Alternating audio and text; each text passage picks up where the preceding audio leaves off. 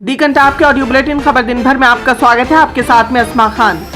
Sindhu border पर प्रदर्शन कर रहे किसानों का कोविड टेस्ट किया जाएगा। सोनीपत के डीएम श्यामलाल पूनिया ने स्वास्थ्य विभाग के अधिकारियों को निर्देश जारी किए हैं। धरने पर बैठे ऐसे किसानों की लिस्ट तैयार करें जिन्हें तेज बुखार है।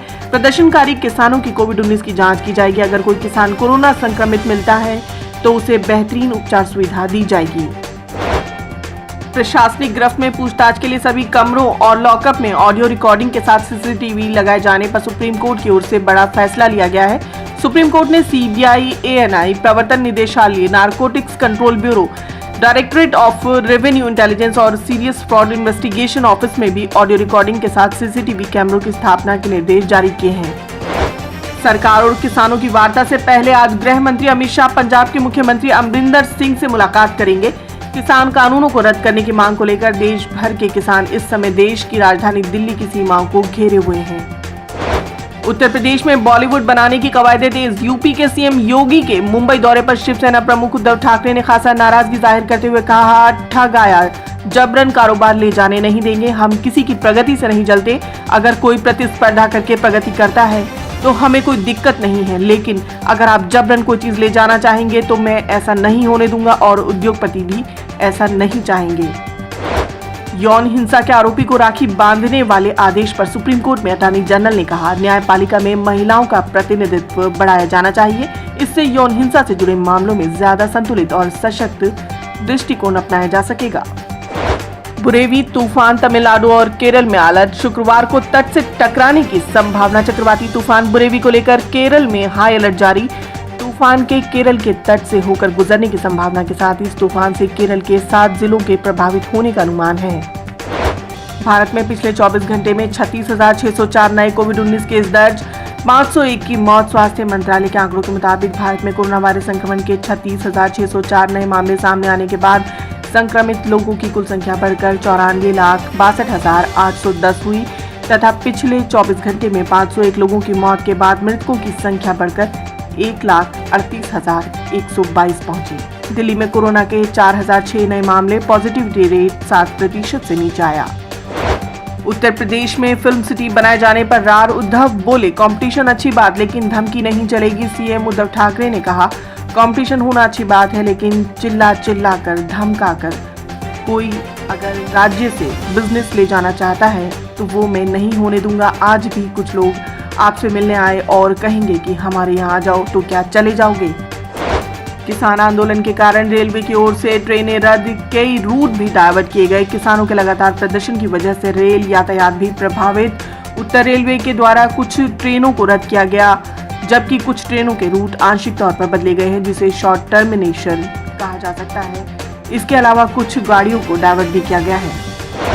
किसान आंदोलन में दादी ने कंगना की विवादित टिप्पणी पर पलटवार किया है। केंद्र सरकार के नए कृषि कानून के खिलाफ बीते एक हफ्ते से पंजाब हरियाणा के किसान सड़कों पर डटे हुए हैं और इसे बदलने की मांग कर रहे हैं। किसानों के इस विशाल आंदोलन में न सिर्फ पंजाब के पुरुष किसान और नौजवान हिस्सा ले रहे हैं बल्कि पंजाब की बूढ़ी महिलाएं भी इसमें बढ़ चढ़कर हिस्सा ले रही हैं। दादी मोहिंदर कौर और जागीर कौर इस कानून के विरोध में सड़क पर हैं और आमजन का ध्यान अपनी ओर खींच रही हैं। झारखंड सीआरपीएफ जवान ने ही मारी थी युवक को गोली, अब होगी गिरफ्तारी। घटना के ठीक बाद ही राज्य पुलिस अभियान ने रोशन को गोली मारे जाने के मामले में गलती स्वीकार कर ली थी। इस मामले में सीआरपीएफ के अज्ञात जवान पर एफआईआर मुरहू थाने में दर्ज की गई। पोस्टमार्टम रिपोर्ट में आए तथ्यों और जांच के आधार पर पुलिस ने गोली चलाने वाले सीआरपीएफ जवान को चिन्हित कर लिया है। जल निगम भर्ती घोटाला, एसआईटी ने दाखिल की अर्जी। आजम खान समेत 14 लोग पाए गए थे दोषी। उत्तर प्रदेश में जल निगम भर्ती घोटाले में स्पेशल टास्क फोर्स ने कोर्ट में दाखिल अर्जी की। गैर जमानती वारंट को लेकर अर्जी दाखिल की। एसआईटी जांच में पूर्व मंत्री आजम खान समेत 14 लोग दोषी पाए गए। यूपी सरकार ने कोरोना टेस्ट के रेट घटाया। आरटीपीसीआर के लिए देने होंगे 700 रुपए। दिल्ली और गुजरात के बाद अब उत्तर प्रदेश सरकार ने कोरोना टेस्ट के दाम घटाने का ऐलान किया है। यूपी सरकार ने प्राइवेट अस्पताल या प्राइवेट टेस्टिंग लैब के लिए कोरोना की नई टेस्टिंग दरें लागू की है। नई दरों के तहत 700 रुपए में कोरोना का आरटीपीसीआर टेस्ट किया जा सकेगा।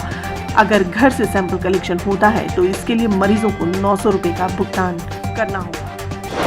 किसान आंदोलन में नई जान फूंक रहे पंजाबी गाने यूट्यूब पर वायरल हो रहे हैं। लॉकडाउन के दौरान बाकी तमाम क्षेत्रों की तरह म्यूजिक इंडस्ट्री भी ठंडी पड़ी थी। पंजाबी सिंगरों पर इसका खासा असर दिखाई दिया, लेकिन अब किसान आंदोलन के लिए उन्होंने जो गाने लिखे हैं वो यूट्यूब पर धूम मचा रहे हैं।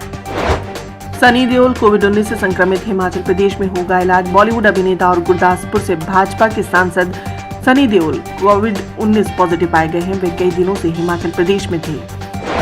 भारत में पिछले 24 घंटे में 31,118 नए केस दर्ज किए गए। 482 की मौत। भारत में कोरोना वायरस संक्रमण के मामले बढ़कर 94,62,000 से अधिक हो गए हैं, जिनमें से 88,89,585 लोग संक्रमण मुक्त हो चुके हैं। किसान आंदोलन में शामिल किसानों का मनोबल बढ़ाने जा रहे हैं पंजाबी सिंगर हरभजन मान। कृषि कानूनों के खिलाफ लाखों किसान पिछले 5 दिन से दिल्ली की सीमा पर बैठे हैं। पंजाबी एक्टर और सिंगर हरभजन मान भी इस आंदोलन का हिस्सा बन चुके हैं। एनडीए के सहयोगी दलों ने धमकी देते हुए कहा, कृषि कानून वापस लो, नहीं तो नाता तोड़ लेंगे। एनडीए के घटक राष्ट्रीय लोकतांत्रिक पार्टी के सांसद हनुमान बेनीवाल ने केंद्रीय गृह मंत्री अमित शाह को पत्र लिखा, कहा किसानों से तुरंत बात की जाए। पीएम मोदी ने कोविड-19 के हालात की समीक्षा करने के लिए 4 दिसंबर को सर्वदलीय बैठक बुलाई है। केंद्र की ओर से की जाने वाली इस बैठक में सदन में पार्टियों के नेताओं के साथ ऑनलाइन बैठक की अध्यक्षता पीएम मोदी करेंगे। नौसेना का MiG-29 के दुर्घटनाग्रस्त हुआ था, जिसका मलबा बरामद हुआ है। पड़ताल में सामने आया, विमान से बाहर निकलने में सफल हो गया था पायलट, जो फिलहाल लापता है। हादसे के 4 दिन बाद नौसेना विशेषज्ञों ने रूस में निर्मित 2 सीटों वाले इस फाइटर प्लेन का मलबा ढूंढ निकाला है। केजरीवाल सरकार का बड़ा फैसला। दिल्ली में कोरोना के RT-PCR टेस्ट के दाम में 2/3 की कटौती। अगर RT-PCR टेस्ट का सैंपल होम विजिट से कलेक्ट होगा तो 1200 रुपए लगेंगे। आदेश तुरंत प्रभाव से लागू किया गया है। ईडी की बड़ी कार्रवाई में छत्तीसगढ़ के पूर्व प्रमुख सचिव BL अग्रवाल की 27.8 करोड़ की संपत्ति अटैच। छत्तीसगढ़ के पूर्व IAS BL अग्रवाल ने खरोरा में 400 ग्रामीणों के नाम से खाते खोल रखे थे। इन्हीं अकाउंट में भ्रष्टाचार का पैसा जमा कराया जा रहा था। BL अग्रवाल ने फर्जीवाड़े को अंजाम देने के लिए अपने भाई के जरिए कई शेल कंपनियां भी बनाकर रखी थी। मुंबई में मास्क न पहनने पर जुर्माना लेने के साथ मुफ्त मास्क देगी BMC। 11 करोड़ की वसूली जुर्माने की राशि के रूप में की गई। महाराष्ट्र में अब रोजाना 5 से 6 हजार कोरोना के केस सामने आ रहे हैं। मुख्यमंत्री उद्धव ठाकरे ने कहा कि सरकार लोगों से मास्क पहनने, 2 गज की दूरी बनाए रखने को कह रही है। दूसरी ओर राजनीतिक दल सड़कों पर प्रदर्शन कर रहे हैं। अमेरिकी राष्ट्रपति डोनाल्ड ट्रंप ने चुनाव में फर्जीवाड़े के दावे को दोहराया, कहा मेरी राय बदलने वाली नहीं है।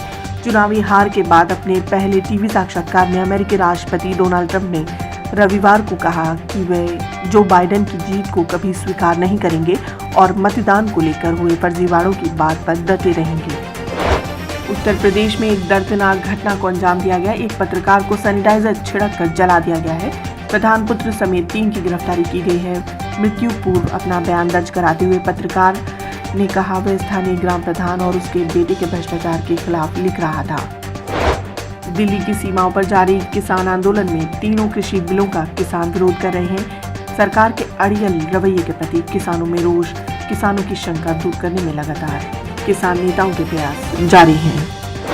भारत को कोरोना वैक्सीन के लिए देश की सीमाओं और यहां की भौगोलिक स्थितियों के बीच क्लिनिकल ट्रायल करने होंगे। इस कारण फाइजर की कोरोना वैक्सीन फिलहाल भारत के लिए मुश्किल। ब्रिटेन ने अगले सप्ताह से वैक्सीनेशन की मंजूरी दी है। इस बुलेटिन में मेरे साथ फिलहाल इतना ही। देश और दुनिया की बाकी खबरों के लिए देखना ना भूलें दी कंटेंट। धन्यवाद।